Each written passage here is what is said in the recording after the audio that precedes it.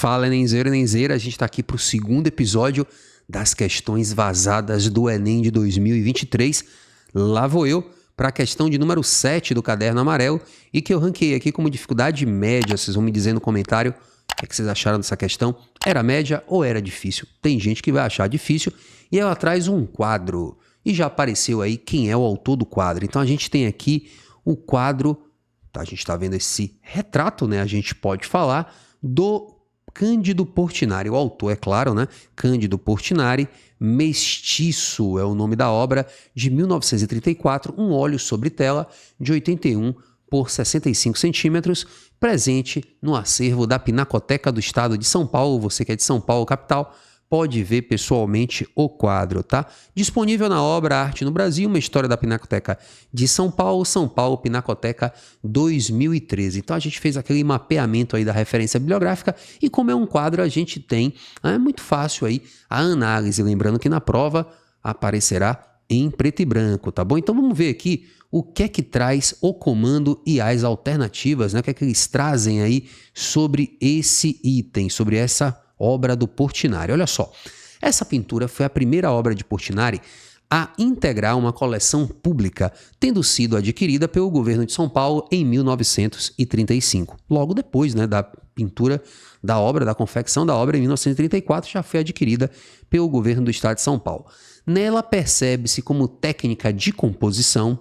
O que a gente pode falar da técnica de composição da pintura Mestiço de Cândido Portinari? Olha só, é uma obra em que o imaginário surrealista está presente pelo plano artificial e metafísico em que se situa a personagem. Veja só o personagem, gente, nada a ver, né? A gente tem aí o Portinari que pertence a um momento da pintura e um momento da arte mundial que é o realismo socialista que resgata o realismo lá do século XIX, agora num viés marxista, num viés socialista, como já diz o nome do movimento, representando a vida de trabalhadores.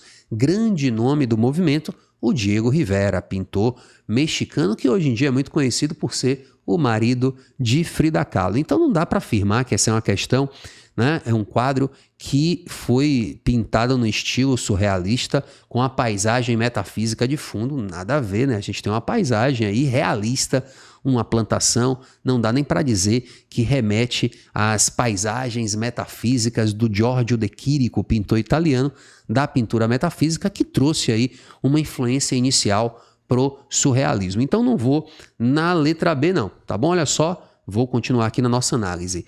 É um quadro que elimina a perspectiva linear, ou seja, essa noção de profundidade, falso também, a gente consegue ver a profundidade na tela, a gente vê, né, essa herança de um estilo estético, que eu não vou citar para não dar spoiler da resposta. Então, não há uma eliminação da perspectiva linear como forma de sugerir as mudanças em curso no país. Pare e veja só que é um quadro até certo ponto tradicional. Talvez você esteja aí já pensando numa obra muito famosa que tem uma pegada, que tem um estilo parecido com o quadro de Portinari. Portinari, de alguma maneira, dialoga com a tradição, tá? Ele não nega a tradição de maneira tão veemente como, por exemplo, os retratos de Picasso fazem, né? Picasso também fez alguns retratos, mas no estilo cubista, que está muito longe, aí a gente poderia falar da tela de Portinari. Veja só, nessa tela a gente vê o resgate da tradição do retrato, de origem renascentista. Sim, né? Quando a gente pensa no Mestiço de Portinari, é inevitável que a gente não faça comparações, como por exemplo, com uma tela de Botticelli. Por exemplo, vocês estão vendo um retrato masculino de Botticelli, ou mesmo com a Mona Lisa, né? Então a Mona Lisa, que é uma obra emblemática do retrato. Então dá para dizer que existe um resgate da tradição do retrato de origem renascentista, a perspectiva, a paisagem de fundo, renovada pela valorização étnica. Aí sim, né? Esse era um projeto dos modernistas a partir principalmente dos anos 30, com Gilberto Freire. Já falei aqui no canal sobre a mestiçagem e Gilberto Freire. Vou deixar o vídeo aqui de sugestão para aqueles que querem revisar e saber mais.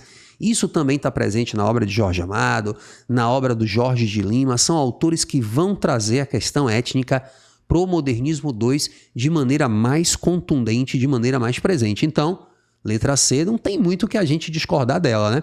Letra D, o que é que ela diz? A deformação expressionista, alô, né? O expressionismo até deforma. Lembre aí do Munch, ou do Munch, como muita gente diz, o grito, né? Tela que dispensa apresentações, mas vou trazer aqui para quem está esquecido, quem está esquecida relembrar.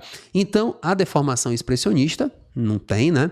É um quadro, como eu falei logo na letra A, com a perspectiva tradicional, com o realismo cênico. Então, a deformação expressionista, fruto de uma visão preconceituosa em relação à mestiçagem. Pelo contrário, os modernistas do segundo momento estão valorizando, assim como o modernismo 1 já fazia, mas valorizando essa questão étnica muito forte no Brasil e que foi desvalorizada tempos antes pelo naturalismo reacionário, conservador, preconceituoso, cientificista. Tá? Então, já disse tudo aí sobre o naturalismo. Letra D não se aplica.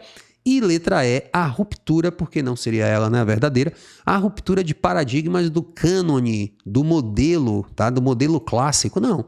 O Renascimento é um estilo neoclássico e o quadro do Portinari está fazendo um retrato dentro dessa tradição neoclássica, então não há uma ruptura com paradigmas, com modelos, né, do cânone clássico ou neoclássico, aproximando-se do vanguardismo modernista ou do modernismo vanguardista, tanto faz aí a ordem.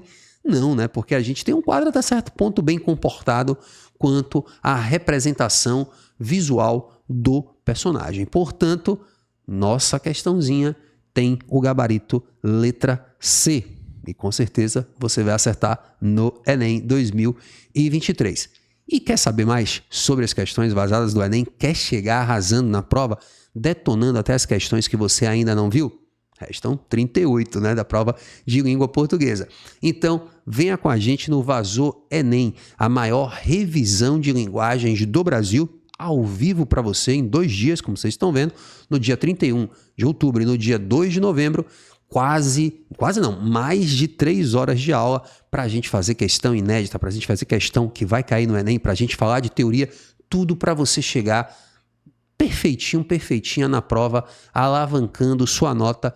É um investimento pequenininho e rapidinho passa, você vai rapidinho recuperar seu investimento, mas a aprovação é para sempre e o resultado é grandão, tá? Vem comigo, se inscreve aqui na descrição do vídeo e você com certeza não vai se arrepender. Tô te esperando, hein?